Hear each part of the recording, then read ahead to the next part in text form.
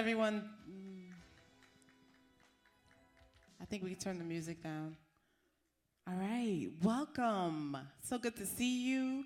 We're here to celebrate an amazing musician, Najee, celebrating 30 years in the industry. Does everybody remember where they were when his first album came out in 1986? You do? Where were you? Yes. Najee's Theme came out in 1986, and here we are 30 years later, still celebrating, still knowing his music. So let's give it up for Najee. He's a two-time Grammy-nominated artist, international jazz saxophonist, whom we all love and adore. But most recently, the history didn't end back then. He most recently released an album called You, Me, and Forever, which I hope is on everybody's, download. Download, not Spotify. I'm sorry, I'm shady. Here to celebrate the man, but also just learn a little bit more about him. And to do that, we've invited Miles Marshall Lewis, who is an essayist, a writer, pop culture writer, a very, very important man to culture writing in media, in black media. Most recently, he was an editor at Ebony magazine. We are here at Essence. We don't care. We love black media, Essence, Ebony, Jet, everybody. We celebrate each other. And I'd like to welcome Miles Marshall Lewis, who will bring us Najee. Welcome. There's a mic there. I'm not sure.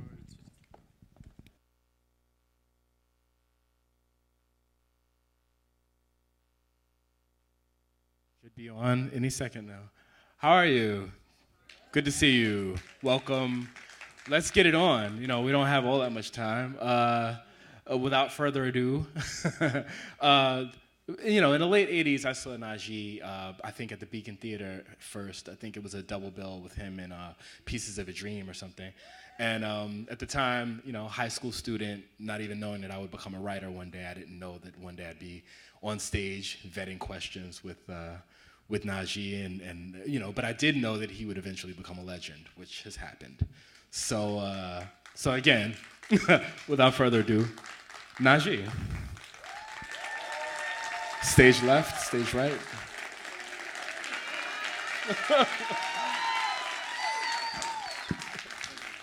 Oh, yes. Thank you. Peace. I believe you need to switch this on. I can probably do it for you. There we go. Thank you, everyone. How you doing? I'm saying you're probably more used to mics than I am. Not this way, though. Not that one, huh? So first question is about jazz in your household growing up.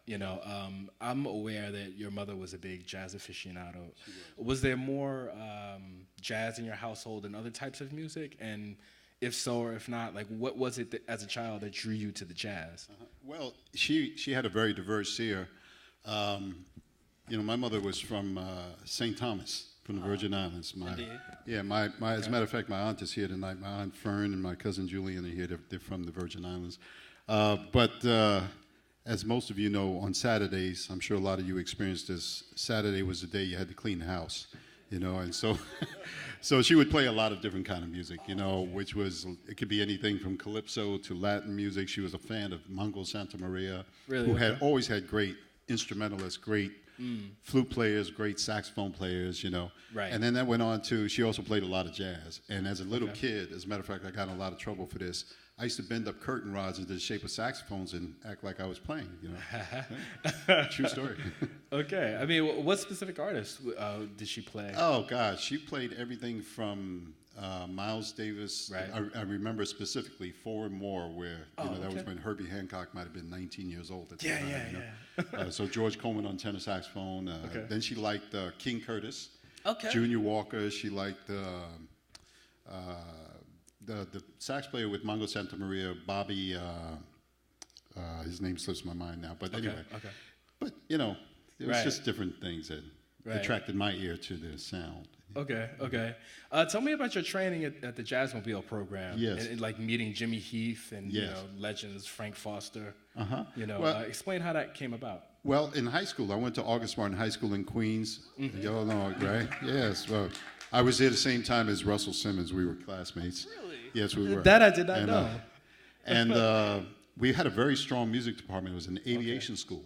You know? And originally, I was supposed to go to aviation high school, but they convinced me to go somewhere closer to my home, which was August Martin. All right. But we had a very strong music department, and one day Billy Taylor came and performed at our school along with Frank Foster. All right. And invited the students to join the Jazzmobile program, which at that time was a federally funded program where students, inner city kids, could study with the masters like Jimmy Heath and Frank Foster for $5 a year. And that began my, this was at the age of 14, 15. All right. And thereby began my serious study of jazz. Right. Say a few words about how music programs have been cut out of schools these days, because it's inconceivable, really, of like how are we supposed to pass on the tradition of jazz to the younger generation when they're not musicians because these programs have been cut and stuff. Yes. Well, that has hurt a lot, know, and in some way there's been some benefits because other cultural trends have developed. I mean, I think I heard one teacher say that rap began to become popular as a result of taking the funding out of supporting instrumental music. So that's very true. That's kids had to figure out. Culture will find a way. Nature always finds a way. That's true. For expression. So, in the terms of the instrumental side, it may have hurt on some levels, but we have a lot of talented young musicians who are fortunate to still study. In spite of that. I hear you. Do you have any favorites in terms of like the new crop of jazz musicians that have come up? Esperanza Spalding, for example, or any of the new wave artists, Yeah, actually, let me see. Some of the new people. I like what Robert Glasper does a lot. I love what he does. As terms of saxophonists, there's a lot of young, brilliant saxophonists out there. I like Marcus Anderson is one of them. Elon Trotman, and a few others that are out there. Okay. Outside of the trajectory of your personal career, like, could you name like maybe 3 of your favorite jazz albums of all time? Wow, that's a hard one. I mean, for me, like I could listen to Kind of Blue for breakfast every day. Yes, that's definitely orange juice. I don't know if I can limit it to 3. Honestly, I really could not. Go to 5. Go to 5. Well, that would be hard. Let me see. Well, also bringing it current. I love Christian McBride. He's a great bass player for sure. And what he's done with, he has an album out called Live at the Vanguard. Village Vanguard is a really great record. All right. Gosh, man, there's so many. John Coltrane is still one of my favorite. Naturally. Giant Steps. Till this day, I still study Giant Steps. So, all right. And I mean, honestly, my mind is going black. Really? That's a hard one for me. If you had to pick a Miles Davis album, I would probably say Four and More is still my favorite. Yeah. Sketches of Spain is good. Right. Yeah. All right. Interesting. Describe in your own words or from your own view, like, I guess the smooth jazz, quote unquote, explosion of the 70s and 80s. Yes. Like, if you look at the PBS documentary that Ken Burns did some years ago, it seems to like end in 1970 as if jazz was over after Dexter Gordon or something. Right. Which is definitely untrue. I mean, that's kind of where people like George Benson and Grover Washington Jr. and people like that came on the scene. And they were sort of completely glossed over. So, in your own words, sort of fill in that historical blank that Ken Burns sort of neglected. Well, I think the culture of jazz changed. Right. And, became more popular with incorporating more of the R&B grooves or the grooves of the time, We definitely have to credit people like Grover and George Benson and certainly, many, many others. Ronnie Laws, a lot of people don't talk about Ronnie Laws, right? Hubert Laws, there were quite a few people. David Sanborn, of course, he came with his thing. And there's so many that came along that changed the culture of jazz in the late 70s that ultimately became what, when I came along, the next generation of that. Okay. We called it contemporary jazz. All right. Right? Right. And I took a lot of heat for that back in that time. But because? Why? Because I think some of the people in the critics, knew I was a little more in-depth. But I had chosen to do what I thought was an R&B record with the saxophone. Right. And I make no apologies about that because Sure. And that was a question that I Yeah. had to ask you, actually. Just, did you see any difference performing the type of music that was, I guess, more adaptable to the Quiet Storm format that blew up, around that time? Did you make any real difference between that and the jazz you grew up on in Yes, terms of absolutely. Coltrane and Miles Davis? And how did you feel about making that choice? Or Well, it was natural for me Yeah, because okay. growing up in New York City, I played in local bands in my neighborhood. All right. So R&B Really? was Wow. very much a part of what we did, Okay. naturally, culturally. So Yeah, okay. infusing those elements together were not difficult to do. As a jazz musician, I studied jazz seriously. Right. I studied classical. I mean, I had the pleasure to study with Harold Jones, who was the Right. first African-American flautist for the New York Philharmonic at the time. So at Manhattan School of Music, I did that for a short time while working a supermarket job after high school. All right. But for me, when I did my first record, it just seemed like the market was ripe Okay. for what I was doing, and I just Okay. took a shot at it, and it worked.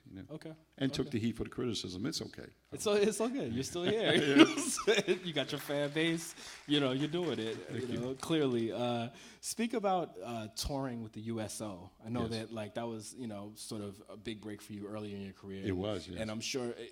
Tell me if I'm wrong, but it was probably the first time you saw the world. It was, yes. So how old were you at the time, and what was that for you? What countries did you hit, et cetera? Oh, wow. Well, I was 18, and I was playing with a band from Queens called Area Code, who still together today. As a matter of fact, I invited them here, but they're out touring. But we toured doing USO, backing up Miss Black America. We're talking 1976, y'all. That's how far back it was. Tawana Kilgore was her name. And so we were blessed to go and visit military bases all over the world, in Germany, Europe, all over Western Europe, Central America, And as a kid at 18 years old, northern, we went to places like Iceland, Greenland. I mean, places you'd never imagine. Wow. But for me, I think it was it opened my head to wanting more of it. At 18, my first time really being out of New York culture. So. Sure. Let's speak about the Stevie Wonder album that you did. Yes. Songs in the Key of Life. You sort of recreated it. What was your inspiration for doing that? Since you did that, I had the pleasure of hearing a Macy Gray album where she did Talking Book all over again. Okay. And Stevie is just really in our cultural canon as blacks. Absolutely. And so what made you take on Songs in the Key of Life? Well, to be honest with you, I'm going to tell the truth here. It was the end of a contract with Capital EMI Records. Okay. And up until that point, my brother Fareed, who's in the house somewhere here. Is he? He had produced, I don't know where he is. He's somewhere in here. But he had produced most of my biggest albums, along with Barry Eastman, who's here tonight as well. Oh, okay.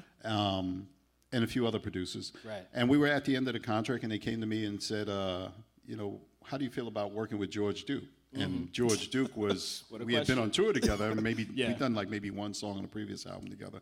Okay. And I said, I would love for George to produce an album. And that's pretty much how it happened. Yeah. Oh, okay. And that's how we closed it out. Okay. That was my last record. But you've met Stevie over the years. Oh, yeah. Funny story. Every time I see please. Stevie, he says, man, thank you for doing my album. I'm like, Stevie, you must have made a lot of money, because every time I see you play, you keep thanking me, man. True story. I mean, That's and funny. my brother will tell you, Fareed, every time we go out, we like going out with Stevie because he likes to eat and he doesn't mind paying the bill. So, all right. I didn't know that about you. Well, I made him that much money. I mean, you're right. believe me, I go with no conscience. I'm like, I didn't make any money on this record. You did. Right. That's really funny.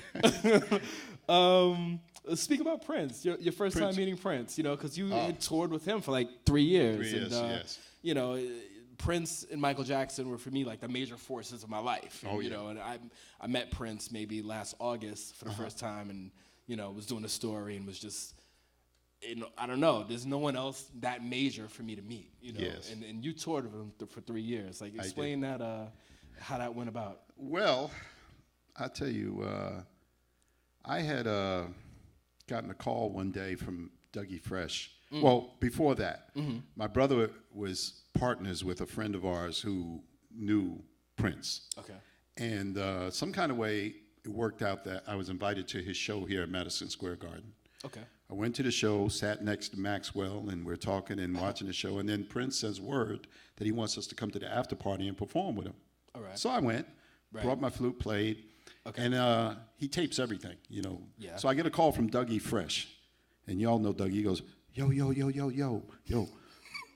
the artist is looking for you. Because he wasn't using Prince at that time. I said, really? He said, yeah. He's going to call you, all right? I'm like, cool. About maybe 10 minutes later, this guy gets on the phone. He says, Najee? I said, yes. He says, the artist would like to speak to you. I said, sure. He's going to call you back. Click. 10 minutes later, same guy. He says, Najee, I have the artist on the phone. I'm like, okay. He gets on the phone. He says, yo, man, what's up?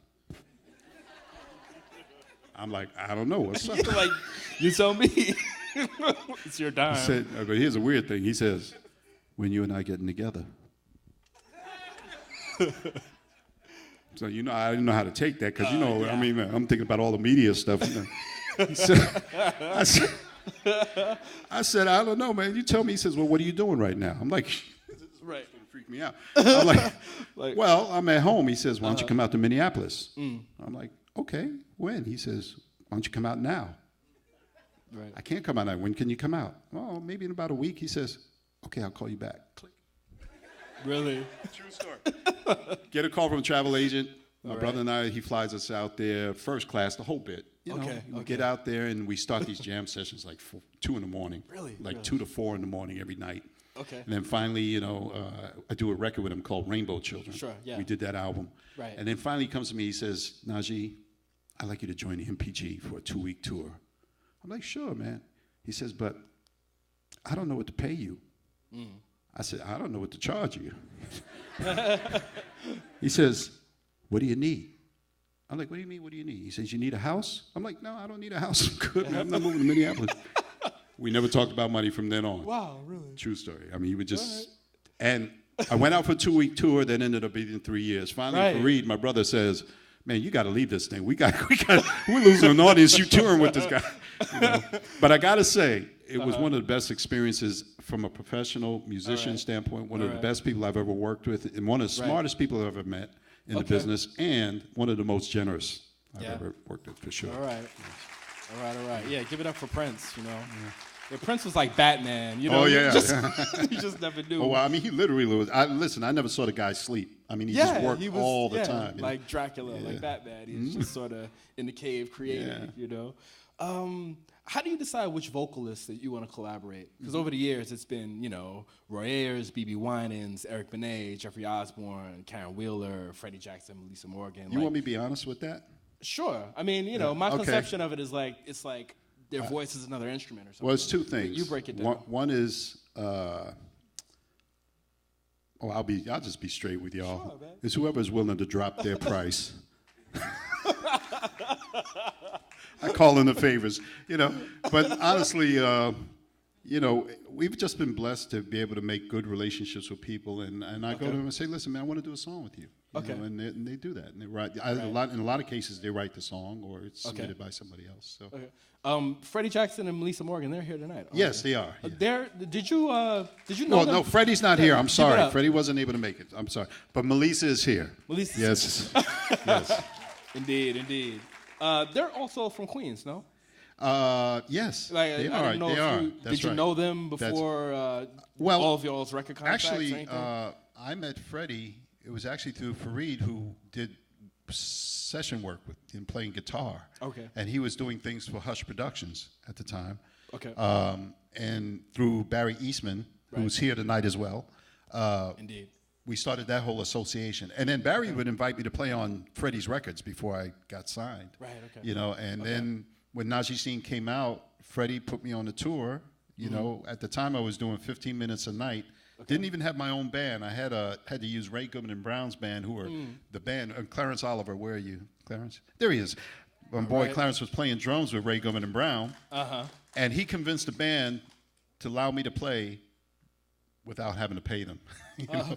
He was very kind about that. And till this day, we're still friends to this day because he took care of me on the road. It was like, don't worry about it, man. Let's go out here and do your thing. And we were playing these huge arenas every night with Freddie, you know, 5,000, 10,000 seats a night, sometimes 2 shows. Wow, okay. And Najee Steam just took off, you know, as a result of that. So. All right, all right. I mean, how does it feel in general to just? I mean, does it? 30 years ago goes by fast. Like, does it feel like it's that long a career, it feels like you recorded the album yesterday, or what? You know what? Time goes faster as you get older. So Right. for me, honestly, I can't say it feels like 30 years. I mean, it's just it's been a blur, really. Just kept going. Right. So. Well, final question, and we can start to take some questions from the audience. But Wynton Marsalis has this concept of jazz being like sort of the American classical music. Yes. That Black Americans have sort of bequeathed to this country, along with every other musical form actually that this country has. But how do you feel about jazz as the American classical music? I think that's true. I mean, I understand that, and I would tend to agree with him in terms of, America has gotten to a point now we don't export things like we used to.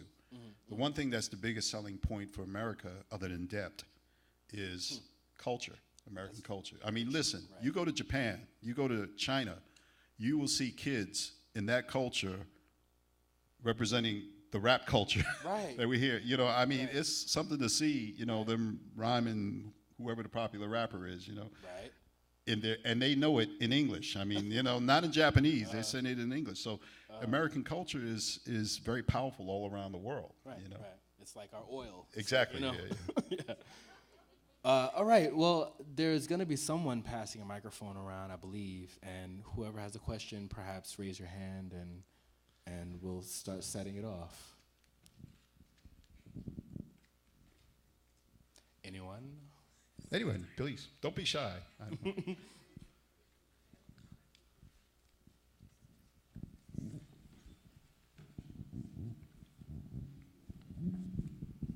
Good evening. Yes, good evening. Can you tell us musically, who are you passing the baton to? You know what? I don't know if I consciously think like that. I mean, I hear young musicians always saying to me, man, you were my inspiration, and I'm always honored to hear that, that they look at me that way. But I can't say that I actively do that. Now, I do have 4 students I've taken on, and 2 from out in the New York City area, a third one who is a military child, so we do most of the lessons by Skype. And I'm proud to say all 3 of them have gotten full scholarships to major music schools. So I'm very proud of that. Yes. And, just wrote a letter for one of them who won a $25,000 scholarship, the Davidson Foundation. He just was awarded $25,000 on top of the full ride he has to Berklee School of Music. So passing on the baton has been a personal thing for me in that way, So, There was a gentleman in the back. Yes, sir. Please forgive me if I'm squinting. I can't see anybody really with the lights. Well, to be totally honest, I'd have to ask you to forgive me for missing the first part of this whole great program because I rushed to get here, and when I finally got here, I had to at least cool down just so I could be presentable. That's all right, bro. I would like to ask, as an icon, and you are that, as far as I'm concerned, and Thank you, I'm sir. sure a lot of people up here are concerned.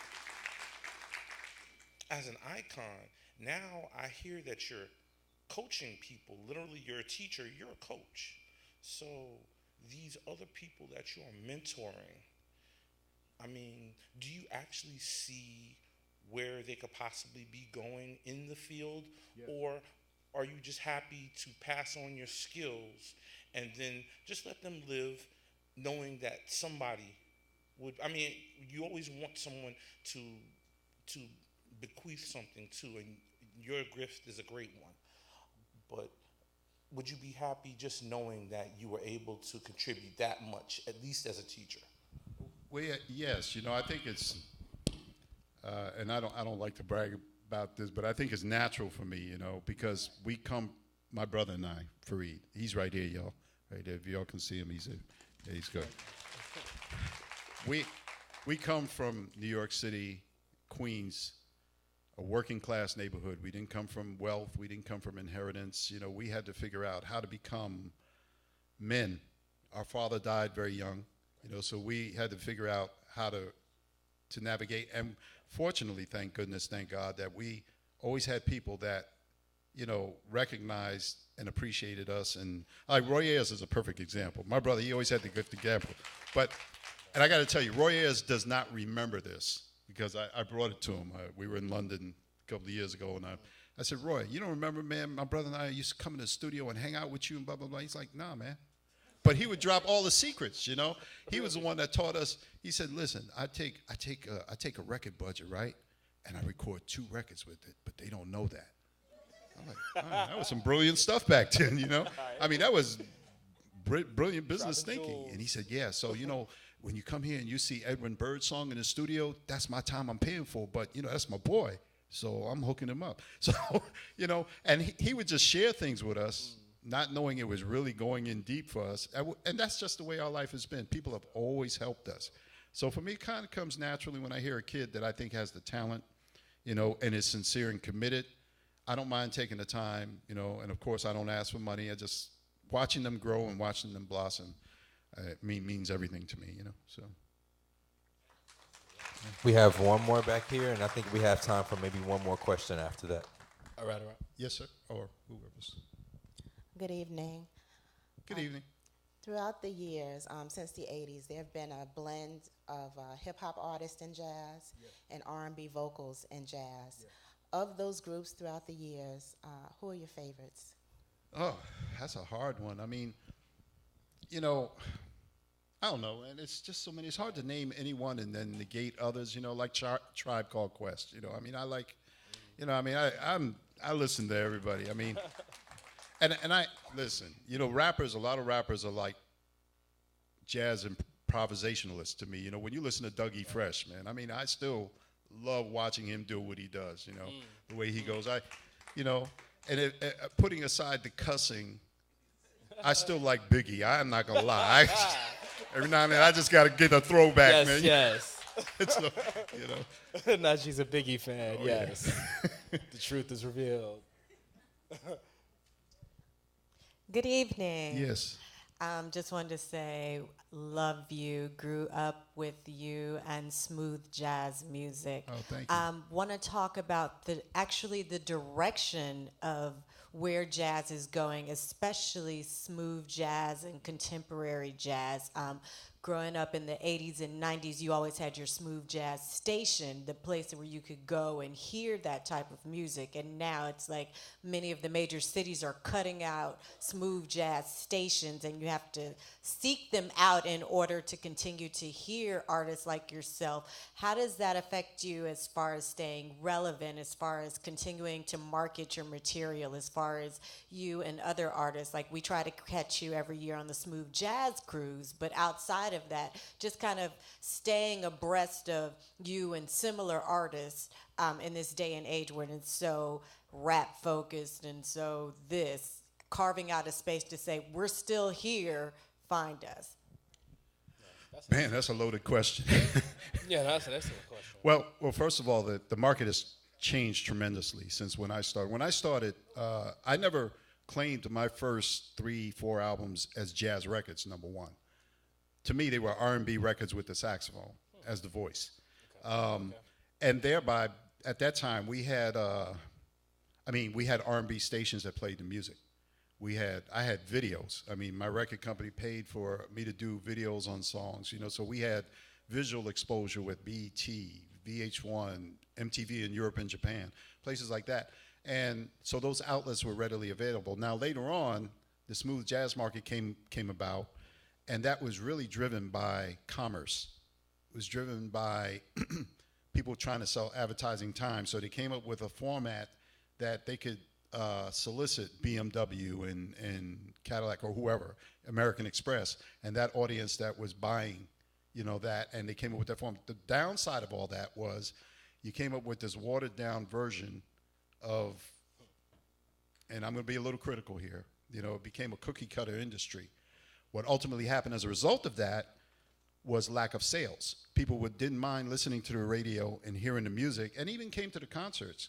But very few people could identify any of the artists. There was no real personal connection. Even till this day, you hear the names, but no face comes to mind because there's no visual connection, there's no anything. But to hopefully answer your question, when commerce is the priority, then creativity is the loss to that. You know, that's the trade-off. And now that the market has also changed in terms of coming from what we call an analog system to now digital, which has now ended up in things with piracy. There's always been a problem. You know, we've had things like when Napster came in and then ultimately iTunes, that changed the game totally. You know, when we lost point of sale retailers where we could sell the music. So we have limited. The other thing, which is, I hate to sound negative, but I did read an article, you can look this up, I believe it was the New York Times, which stated that classical and jazz represented less than 1% of music sales in the industry, which is why we get no respect at the Grammys. Because we're not competing with the Beyoncés, the Lady Gagas, the, you know, whoever. You understand? So when we hear even an artist like Adele, who is able to have a marketing machine that marketed her based on her voice alone, I think that's amazing, but those are very rare cases. I mean, she's not taking off her clothes, obviously. You know, that's a good thing. But you understand what I'm saying. You see, it's very rare that we get the support of true artistic, you know, things just based on the raw talent of the individual. So I hope I've answered your question, because it really was that was a big one, you know. So, and that one takes time to answer because it goes into a lot of historical things. So, yeah. Okay, I do believe you're performing for us. Yes, I am. I'm going to play a few songs and You know? have my friends come and join me. Yes. So let's jump that off. Thank you for your time. Thank Najee, you. It's know? a pleasure. Yes, Thank you so for much. Sure. Ladies and gentlemen, thank you so much. Before I start, just two minutes of time real quick. I'd like to just acknowledge, of course, I mentioned my brother Fareed, who's here. And I got to say, I'm happy he came out. He doesn't come out to my shows much anymore. You know, he's bored with all that. But he hates to fly. But I have to say that he's half the reason for my success, because as kids growing up, he's always been a committed brother, friend, and he's also a man who gave up a large part of his life, because as an artist, this is a man that could do anything. I mean, when I say he was an incredible guitar player, we both played in Shaka Khan's band along with Melissa Morgan on the Ain't Nobody tour. We're talking 1983. He went on to join Jeffrey Osborne's band during that Don't Stop tour, and then decided to come home and try to build a life, and built a studio, which ultimately led us to being able to take control of our recording budgets at that time, which allowed us to have control of the music we put out, how we put it out, and this is a man that could have done anything. Right now, he likes building and construction and all that, you know. But he manages my career on a daily basis, and I get on his nerves a lot. But I'm glad you're here, my brother, and I love you. Thanks for being here.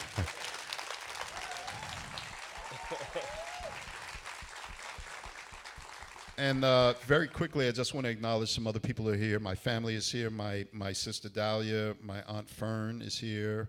My cousin is here. Julian, I'm sorry, Julian is here. My mind is going blank. My son Fareed is here as well. He came in today to hang out. Yes. Yeah. And I also want to thank my publicist, Aaliyah Duncan, who helped, and Essence, who put this all together as well. Also, yes, thank you.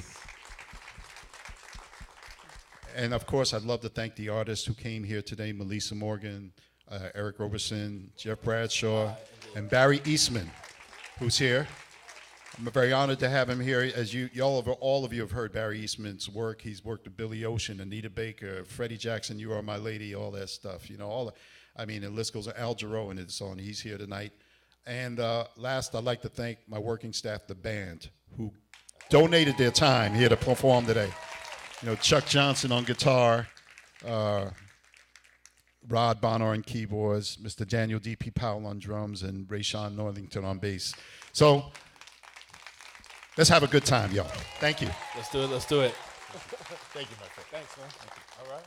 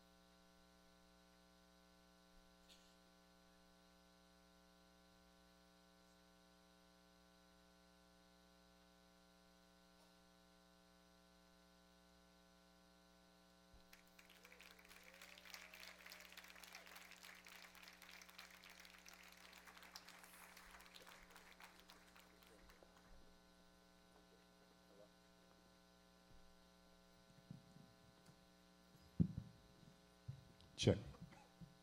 Okay, they missed the good part, see, when I think. But anyway, please welcome Mr. Chuck Johnson on guitar. Mr. Rod Bonner on keyboards. Mr. Ray Sean Northington on bass. Mr. Daniel D.P. Powell on drums. In honor of 30 years, we're going to start with a song y'all know. This is called Najee's Theme.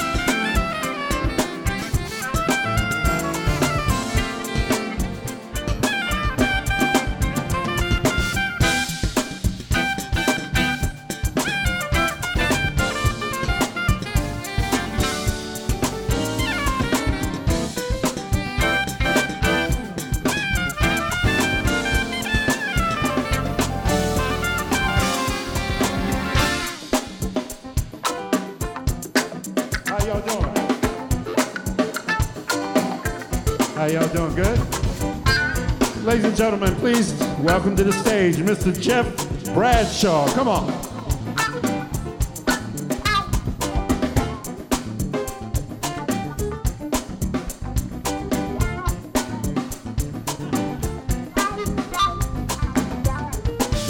Big Daddy, come on.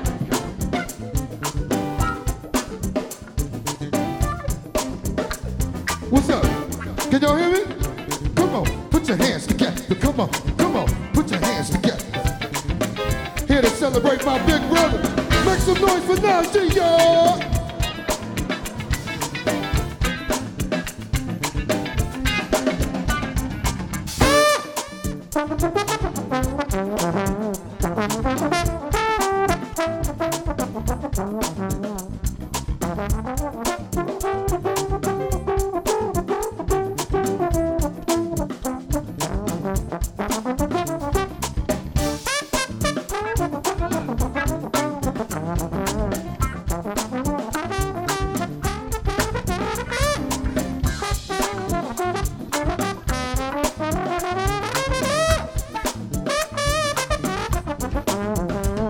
Say go JB, go JB, go, come on. Say go JB, go JB, go, come on. Say go JB, go JB. Say go JB, go JB. Come on, bro.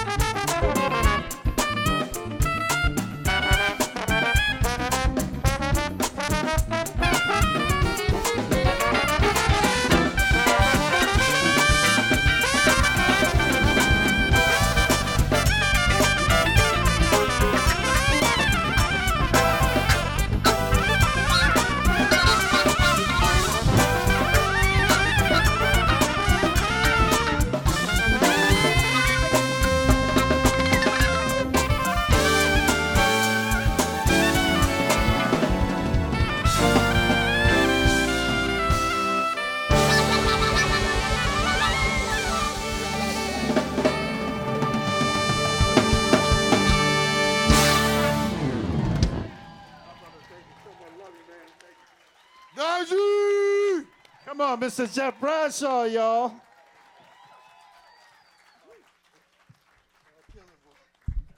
Oh, my God. Man. You're keeping a tradition alive, man. You heard Fred Wesley, all the brothers up in there. Ladies and gentlemen, it gives me great pleasure to bring this next gentleman to the stage. I think he's one of the most prolific writers and singers and songwriters and producers of our time. You know, and actually I'm going to stick around here in New York City this weekend to go perform with him over at BB King's. So if you're Saturday night, if you're not doing it, come on out. It's going to be a great time, I assure you. Please welcome Mr. Eric Roberson.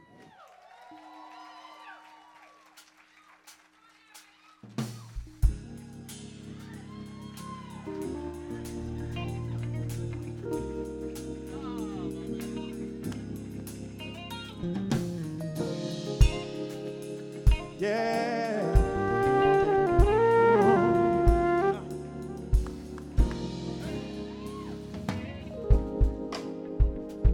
Yeah. Don't dee do. No no no no no no. Don't dee do. Yeah. Don't dee do. No no no no no no. I see you with your girls and I truly do apologize. Yes, I really realize you're not here for these dudes. I see that big ring on your hand. Trust me, girl, I understand. Back at home, you got a man, and that's not the way I move. But when the DJ threw this record on, I saw you throw up both your arms, close your eyes and sing along. Guess you like this tune, and your legs can't stay still at all. Those high heel shoes, you took them off. So let me escort you to the floor, girl. Can I borrow you? Maybe he wouldn't mind if for a song or two you can act like mine. How can I borrow you, girl? Would that be okay? Maybe when the song is done, you can just walk and I'll watch you as you go. Walk away, walk away, walk away, and I'll watch you as you go. So walk away, so walk away, and let Najee play. Yeah,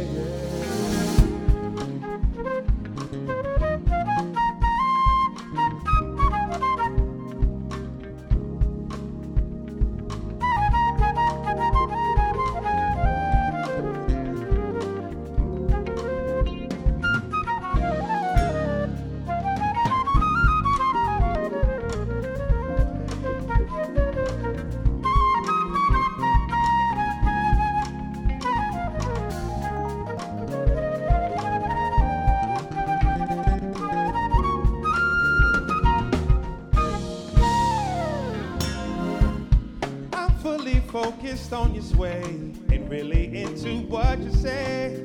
I can hear you anyway. Your smile says it all.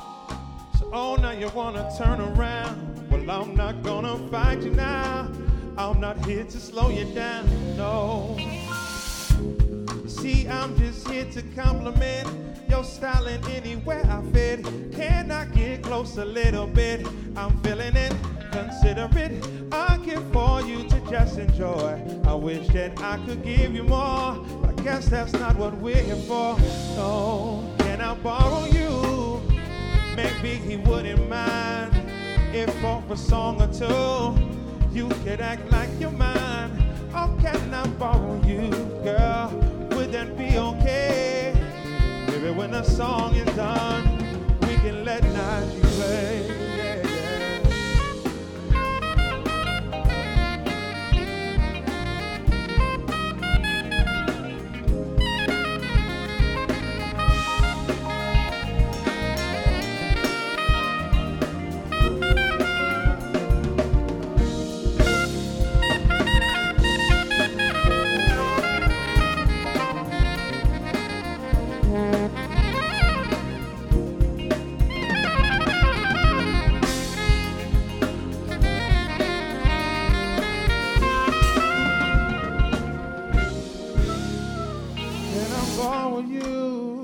Maybe he wouldn't mind if for a song or two you could act like you're mine. Oh, can I borrow you, girl?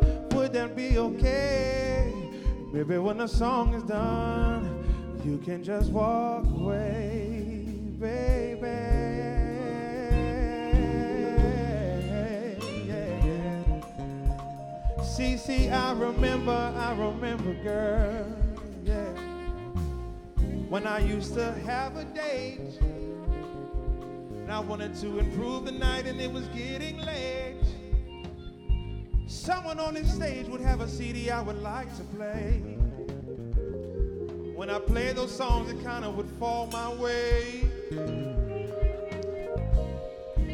So, sometimes I was nervous, I might start to stutter. I mean, I would just turn all into butter. I said, maybe, baby, let Najee's horn play.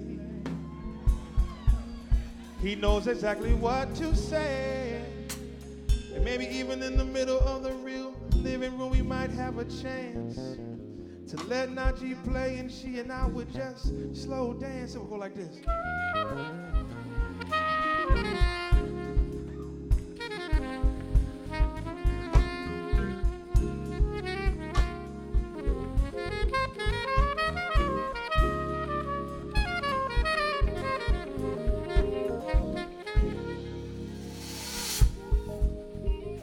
And it would always improve the night, just cause he knew exactly to play it right. But now I'm married with kids, so I can't have him play for what I used to do. But now what I did, walk away. Now I need them to walk away. I know to walk away.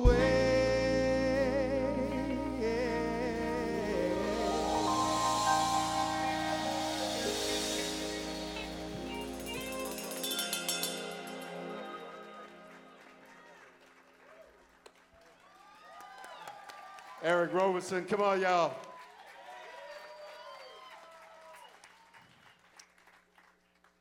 I got this next portion here is very dear to my heart for two reasons.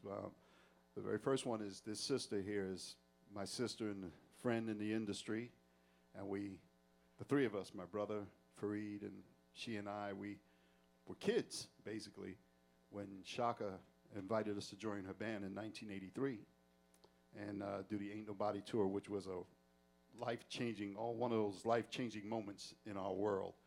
So with that being said, I'd like to bring to the stage to the other person as well, Mr. Barry Eastman, who is one of the most prolific, most successful songwriters, producers, and keyboardists in the industry. As I said earlier, he's worked with Billy Ocean. All of you have heard his music, Anita Baker, Al Jarreau, and I mean, I just lose count. You know, there was George Duke on the West Coast, and he was on the East Coast. So, you know, the two of them kind of split the world up. Please welcome Miss Melissa Morgan and Mr. Barry Eastman to join me on this. Thank you.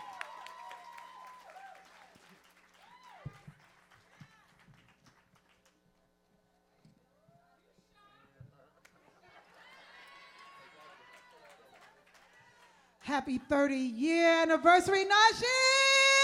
Can I briefly say something very quick? I forgot to mention how I got signed.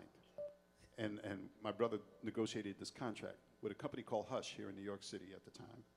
And Melissa invited me to play on her very first album on Capitol, which was a gold record on Capitol Records, on a song called Do You Still Love Me? Remember that one? Yeah. Well, that's me playing alto saxophone on that song.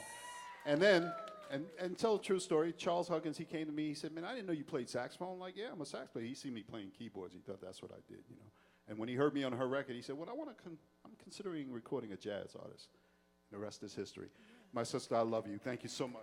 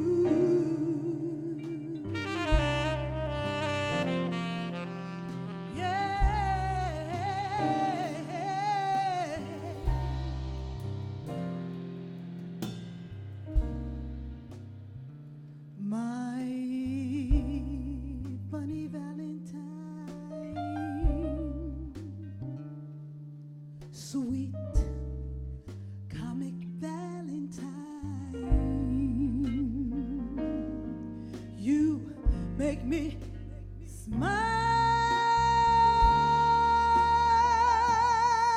in my heart.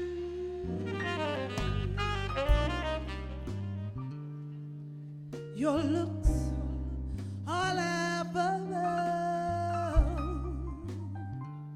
unphotographable.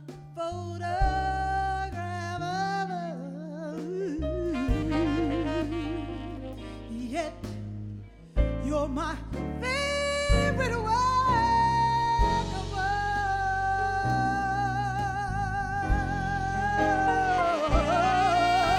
Is your figure less than Greek?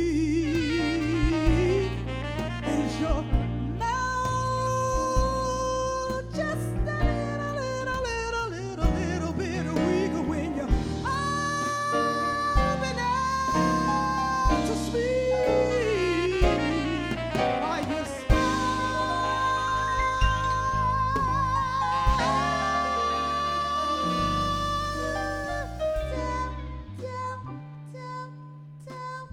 don't you change your hair for me?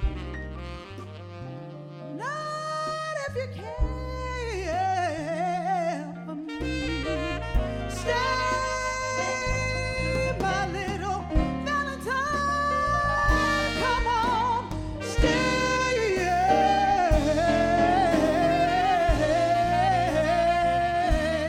Each day.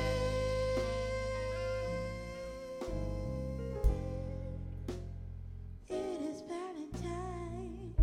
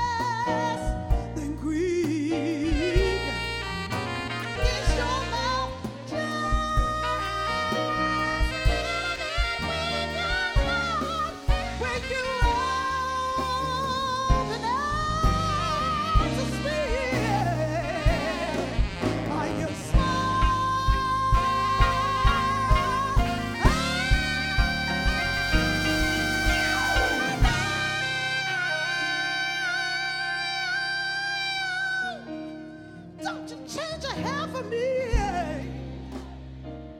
Not if you care for me, Najee, don't you do it. Stay, come on, stay, little Valentine. Won't you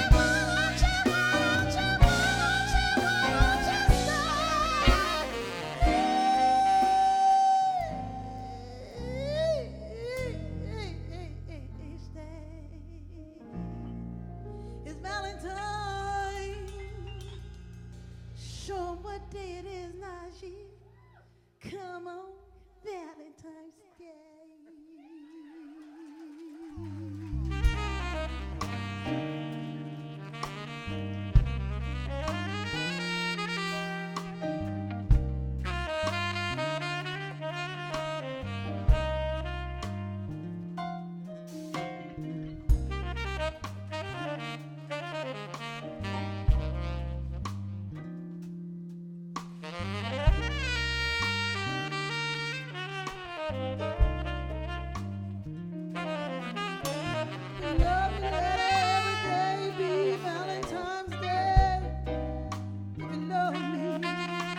You want me, let every day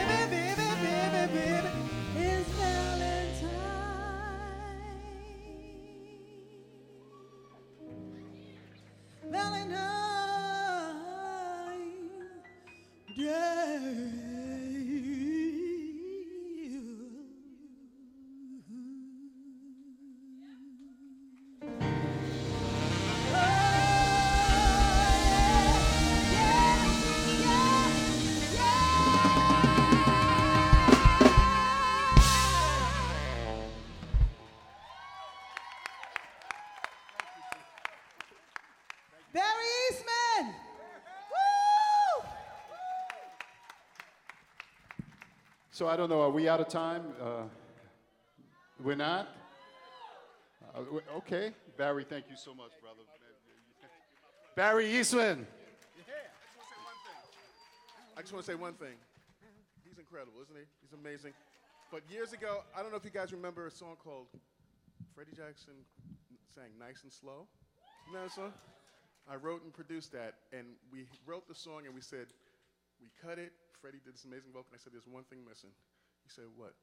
I said, we got to get Najee in here to play the sax solo. He came and tore it up, so thank you. Thank you. You know that. You know that. That's right. I got it down. I totally forgot about that one. Thank you. Thank you.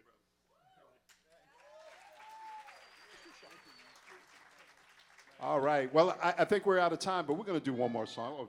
Should we? Do we? No, what were you going to say, my brother? It's okay. Oh, no.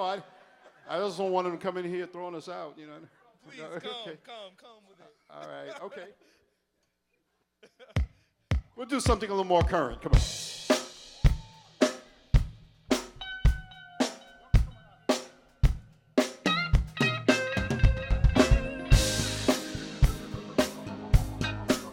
All right, y'all.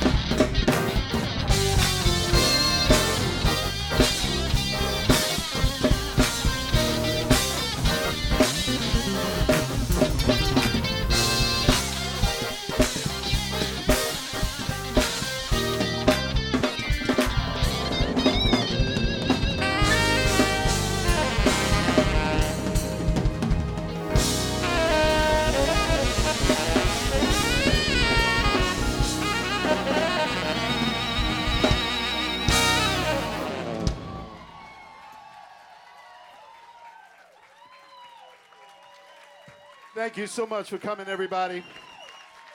Kay Fatima's here. Thank you for coming. Indeed, Thank indeed. you. Najee, thanks again, man. All right, great show. Well, you know, what more is there to say? I don't know. You know, like, thank you all for coming. You know, indeed. Big congrats, you know, to Najee for 30 years. You know, and for Najee's theme and for all the themes that he's created since. Yes, indeed. To another 30. All right. God bless.